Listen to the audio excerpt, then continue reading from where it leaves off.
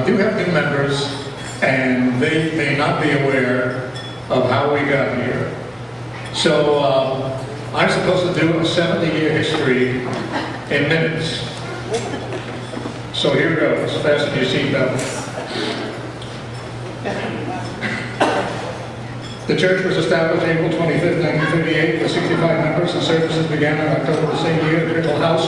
Brittle House was a 1616. Brittle House was purchased in January 1942 for $13,500, 12 rooms, 2-car garage, and servants' quarters. The minister and family lived upstairs. Forums on Saturday night and seating for 125 people. That was our first place. Next, the Mayfair Art Theater. Biscayne Boulevard, about 14th Street, since been torn down.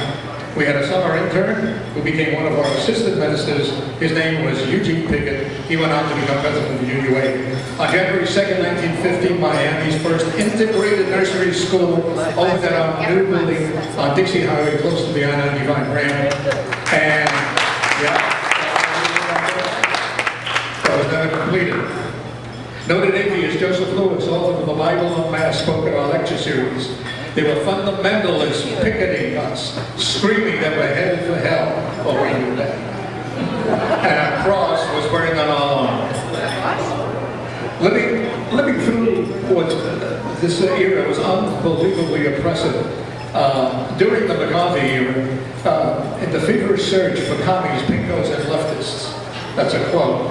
During the McCarthy era, Minister Joe Bob and Executive Secretary Helen Williams were cited for contempt of court and jailed for not surrendering the membership list of this church to the authorities.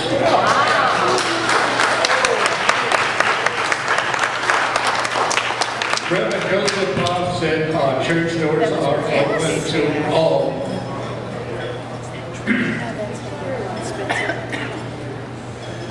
On January 2nd, 1950, his community's first integrated nursery school opened at our new church building, which was started in December 1948, but never completed.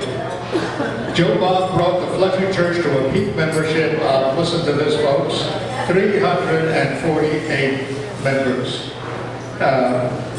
More than double our present membership. That building was torn down. Is there a message out there somewhere? After 16 years as member of the church, Joe Bob left Miami in December 1956 and took over the pulpit of the historic King's Chapel in Boston. 11 years later, in 1967, he became director of the Department of Ministry.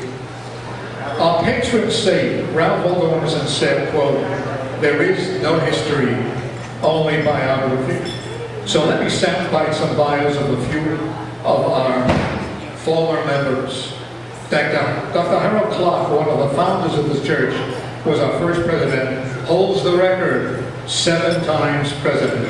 You know, Ernest F. Coe was a landscape artist and architect who launched a crusade to turn the Southern Everglades into a national park.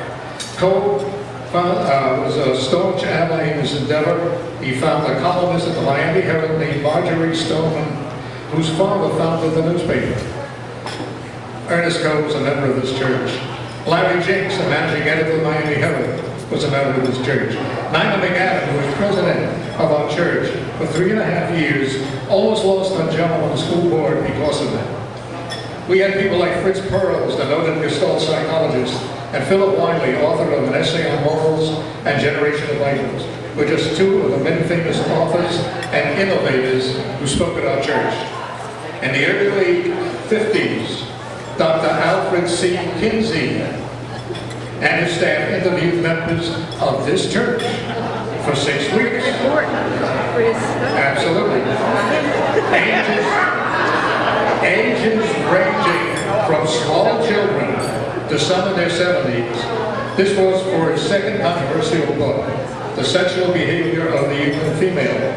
Dr. Kinsey said out of all the groups that he interviewed, and there were many, our church's involvement showed the highest percentage of group participation.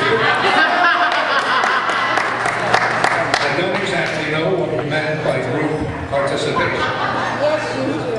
Well, I won't tell you what page it's in line wrong, but we'll read that book. With the money we got from the former church building when that was leveled, so we took the money and ran.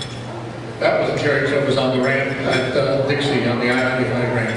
And we bought this property in spite of the many objections from members who said, "Why do you want to go way out there?"